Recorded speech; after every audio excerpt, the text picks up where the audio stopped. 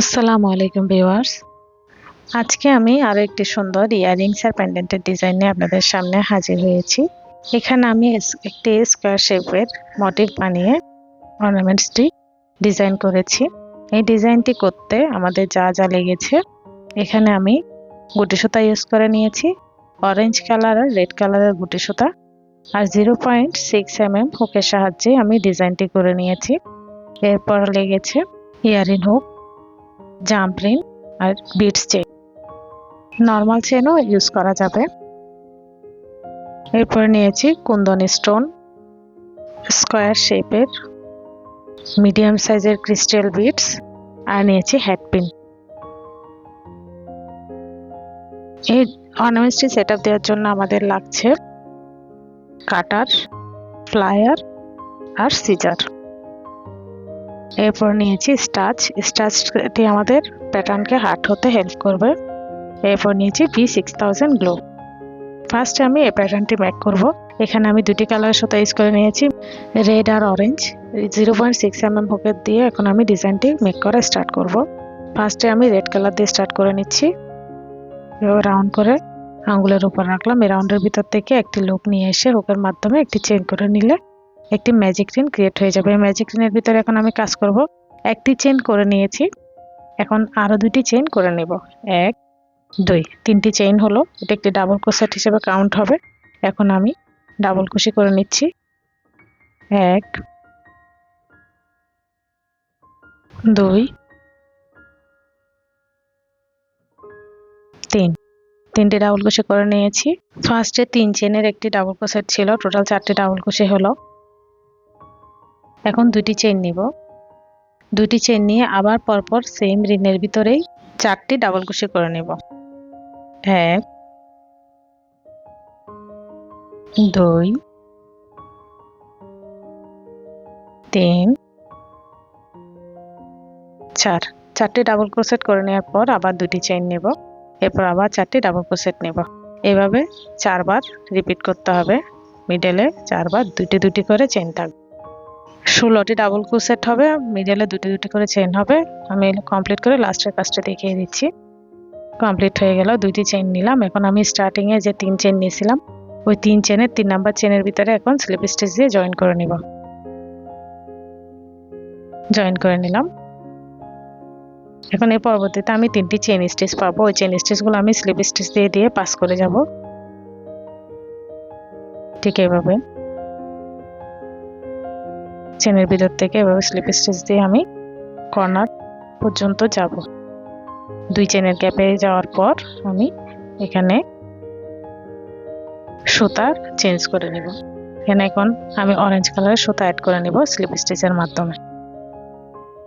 Red colour সুতাটি এভাবে ছেড়ে দিলাম, রেখে দিব, যেহেতু আমি আবার আরো একটি প্যাটার্ন ক্রিয়েট করব।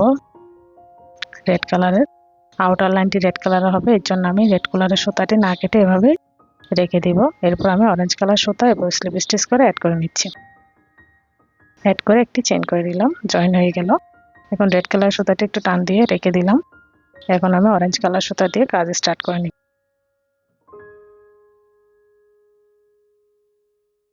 অরেঞ্জ কালারের প্যাটার্নটি ক্রিয়েট করে নিব। একটি চেইন করে নিয়েছিলাম, আর দুটি চেইন করে একটি ডাবল ক্রোশেট কাউন্ট হলো।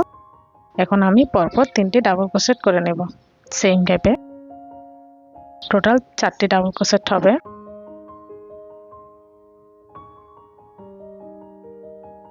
এরপর দুটি চেইন করে নিচ্ছি, আবার সেম গ্যাপে 4টি ডাবল ক্রোশেট করে নেব। 1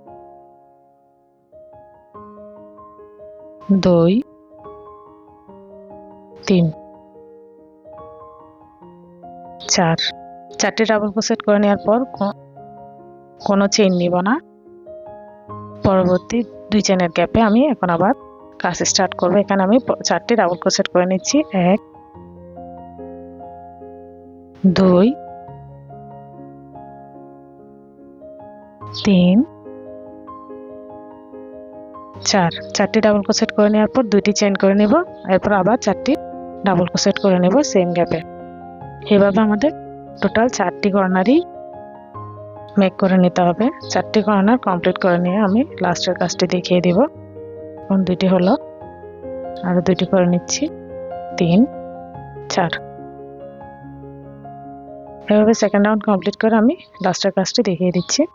সেকেন্ড রাউন্ড কমপ্লিট হয়ে যাওয়ার পর লাস্টে আমি আবার রেড কালার সুতা দিয়ে কাজ করব। এর জন্য রেড কালার সুতা দিয়ে এখন আমি স্লিপ স্টিচ করে নিচ্ছি। রেড কালার সুতাটি আগে থেকে অ্যাডেড ছিল, এখান থেকে আমি জাস্ট এখানে স্লিপ স্টিচ দিয়ে জয়েন করে নিচ্ছি।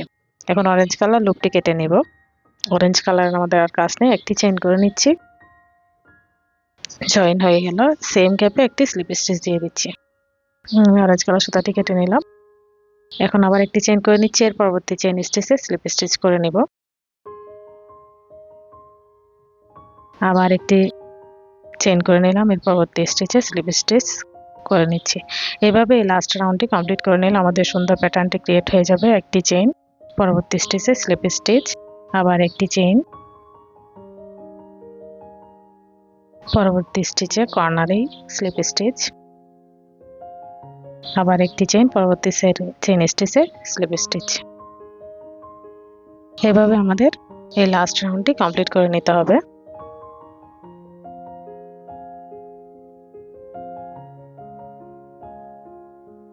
থার্ড রাউন্ড কমপ্লিট করে নেওয়ার পর আমি লাস্টের কাজটি দেখিয়ে দিচ্ছি। এবার আমি পুরোটি শেষ করে হয়ে গেল কমপ্লিট। এখন একটি চেইন করে নিলাম। থার্ড রাউন্ড যে স্টিচে স্টার্ট হয়েছিল স্টিচে স্লিপ স্টিচে জয়েন করে নিলাম, লুপ কেটে নিলাম, আমাদের প্যাটার্ন ক্রিয়েট হয়ে গেল। এই হলো আমাদের মোটিভ। এখন আমি লুপটি হাইড করে নিচ্ছি। হাইড করে নেওয়ার পর এরপর সবগুলো সুতো একসাথে করে আমি সিজারের সাহায্যে কেটে নিলে আমাদের সুন্দর প্যাটার্নের ক্রিয়েটিং এর কাজ কমপ্লিট হয়ে যাবে। এরপর এই হলো আমাদের সুন্দর প্যাটার্ন। আমি স্টাচের ইউজ করে নেব। এবার ব্যাকে স্টাচ অ্যাপ্লাই করে নিচ্ছি। ভালোভাবে স্টাচ অ্যাপ্লাই করে নিয়ে আমি একটু হালকা ড্রাই হতে রাখবো। হালকা ড্রাই হয়ে আসার পর আমি হাতের সাহায্যে এভাবে টেনে টেনে শেপ দিয়ে দিব। এখন আমরা যেভাবে শেপ দিব ওভাবে শেপ থেকে যাবে। এরপর ফুললি ড্রাই হওয়ার জন্য ওয়েট করবো। এখানে আমি মিডলে একটি কুন্দন স্টোন অ্যাড করে নিয়েছি, এটি অ্যাড করে নিচ্ছি। মাল্টিপারপাস গ্লুর সাহায্যে এভাবে গ্লু লাগিয়ে নিলাম, জাস্ট স্টোনটি বসিয়ে দিলাম, হয়ে গেল। এরপর ফুললি ড্রাই হওয়ার পর আমি অর্নামেন্টসের সেট আপ দেবো। আমি এখানে একটি হ্যাঙ্গিং বিটস অ্যাড করে নিয়েছি ক্রিস্টাল বিটস দিয়ে, মিডিয়াম সাইজের ক্রিস্টাল বিটস। এভাবেই হেডপিনের ভিতরে ক্রিস্টাল বিটসটি অ্যাড করে নিলাম প্লায়ারের সাহায্যে। হেডপিনটি আগে এভাবে বাঁকা করে নিব, বাঁকা করে নিয়ে এরপর হাফ কেটে নিব, যেহেতু অনেক লম্বা। হাফ কাটারের সাহায্যে কেটে নেওয়ার পর এবার প্লায়ারের সাহায্যে এভাবে রাউন্ড করে নিয়ে আমি হ্যাঙ্গিং বিটসটি রেডি করে নেব। হয়ে গেল আমাদের হ্যাঙ্গিং বিটস। এরপর আমি প্যাটার্নে অ্যাড করার জন্য ফ্লায়ারের সাহায্যে রিংটি ওপেন করে নিচ্ছি। ওপেন করে আমি এভাবে কর্নারে অ্যাড করে প্যাটার্নের কর্নারে অ্যাড করে আমি ফ্লায়ারের সাহায্যে রিংটি ক্লোজ করে দেব। এই হলো আমাদের কমপ্লিট সেটআপ। এখন আমি জাস্ট অর্নামেন্টের সেটআপ দেব। এর জন্য ইয়ারিং হুক নিলাম, ইয়ারিং হুকের রিংটি ফ্লায়ারের সাহায্যে ওপেন করে নিচ্ছি। এরপর আমি আমাদের মোটিভটি অ্যাড করে নিচ্ছি। এভাবে কর্নারে 2 চেনের গ্যাপের ভিতরে অ্যাড করে নিয়ে ফ্লায়ারের সাহায্যে রিংটি ক্লোজ করে নিলাম। এই হলো আমাদের ইয়ারিং। এভাবে আমি অফ ক্যামেরায় আরো একটি করে দুইটি একসাথে দেখিয়ে দিচ্ছি। এই হলো আমাদের সুন্দর ইয়ারিং ডিজাইন। আশা করি ডিজাইনটা আপনাদের ভালো লাগবে। এখন আমি পেন্ডেন্টের সেটআপ দিব। পেন্ডেন্টের জন্য আমি বিটস চেইন নিয়েছি, আপনারা নর্মাল চেইনও নিতে পারেন। বিটস চেইনে আমি স্টপার জাম্প রিনের সাহায্যে লাগিয়ে নিয়েছি। এখন আমি এই বিটস চেইনের মিডলে পেন্ডেন্টটি অ্যাড করে নিব। এর জন্য একটি জাম্প রিন ওপেন করে নিলাম ফ্লায়ারের সাহায্যে। এরপর ওই জাম্প রিনের ভিতরে বিটস চেইনের মিডলে অ্যাড করে নিয়ে জাম্প রিনটি ক্লোজ করে দিয়ে এই তো হয়ে গেল আমাদের সুন্দর পেন্ডেন্ট। এখন আমি একটি ফিঙ্গার রিং ক্রিয়েট করে নিচ্ছি। এর জন্য আমি মোটিভ একটি বানিয়ে রেখেছিলাম। এখানে আমি হ্যাঙ্গিং বিটস অ্যাড করে নিই। এখানে ফিঙ্গার রিং বেস নিলাম, বেসের উপরে গ্লু লাগিয়ে নিলাম, প্যাটার্নের ব্যাকে গ্লু লাগিয়ে নিব। এরপরে বেসটি এভাবে বসিয়ে দিয়ে ড্রাই হওয়ার জন্য রাখবো। 4-5 মিনিট আমাদের ড্রাই হয়ে যাবে। ড্রাই হয়ে যাওয়ার পর এই হলো আমাদের ফিঙ্গার রিং। আমি আপনাদের আইডিয়া দেওয়ার সুবিধার্থে আর হিজাব পিন বানিয়ে দেখাচ্ছি। হিজাব পিনের জন্য আমি সেম প্যাটার্ন বানিয়ে রেখেছি। হিজাব পিনের বেস নিলাম, বেসের উপরে গ্লু লাগিয়ে নিব। এরপরে আমাদের প্যাটার্নের ব্যাকে গ্লু লাগিয়ে বেসের উপরে বসিয়ে দিলে সুন্দর একটি হিজাব পিনও রেডি হয়ে যাবে। এখন আমি হিজাব পিনের বেসে ভালোভাবে গ্লু লাগিয়ে নিব। এরপর প্যাটার্নের ব্যাকে গ্লু লাগিয়ে নিচ্ছি। বেসটি এখন আমি প্যাটার্নের ব্যাকে এভাবে বসিয়ে দিব, বসিয়ে দিয়ে হালকা একটু ড্রাই হওয়ার জন্য রাখবো। এই হলো আমাদের হিজাব পিন। আশা করি ডিজাইনটি আপনাদের ভালো লাগবে। আমার ভিডিওটি যদি ভালো লেগে থাকে আমার চ্যানেলে সাবস্ক্রাইব করে পাশে থাকবেন, লাইক করবেন, কমেন্ট করবেন, শেয়ার করবেন।